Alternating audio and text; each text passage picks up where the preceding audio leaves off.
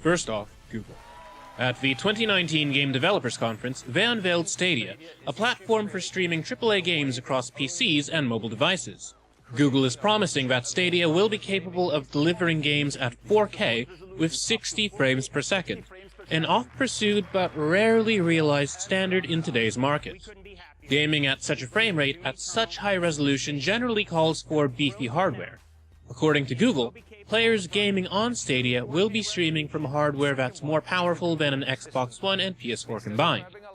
Probably the most interesting part of their on-stage demonstration was when they went from showing off the game's trailer to actually playing said game's demo right there in the Chrome browser. That was legitimately neat. With Stadia, there's no waiting for your game to download, and if you'd like to stream your game, you don't need particularly powerful hardware to pull it off. The processing and streaming is being handled remotely. Google will be offering Stadia players a controller that, interestingly enough, connects directly to the internet instead of your device in order to reduce latency. A clever move on their part. For developers, the platform includes support for both the Unity and Unreal engines. In addition to showing off Doom Eternal, which is confirmed for the platform, Google also announced that they're opening Stadia Games and Entertainment, headed up by Jade Raymond. While Stadia sounds like it could be a game changer, some important questions remain up in the air. What's this going to cost? At the moment, there's no word on if Stadia is going to be subscription-based, and if so, would you need to purchase games separately, or are they part of the package? It doesn't seem as though they're going after a similar business model to Liquid Sky, which tried, hard, to sell gamers on the idea of having cloud PCs on different subscription tiers for different levels of power.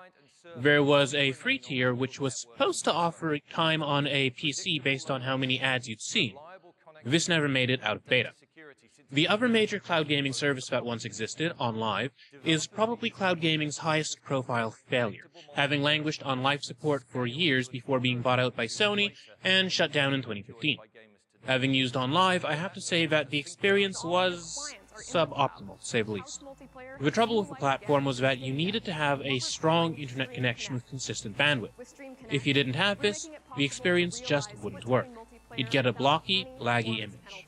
With Stadia, if your internet connection goes down altogether, the only thing you'll be playing is the Dinosaur Chrome browser game.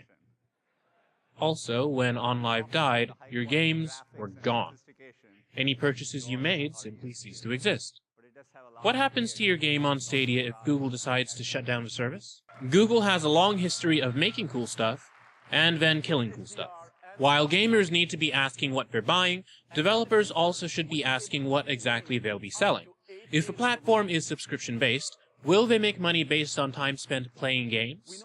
The platform Jump uses that model, which is notably less than ideal for short story-based games and absolutely fantastic for multiplayer titles that you'll be spending a long time with. Make no mistake, Stadia is incredibly ambitious, and I'm looking forward to seeing how exactly Google develops it.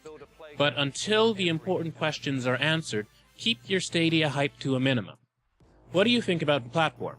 Hit us up on Twitter at OneRuleBeCool with your thoughts. We'd be happy to share them on our next episode.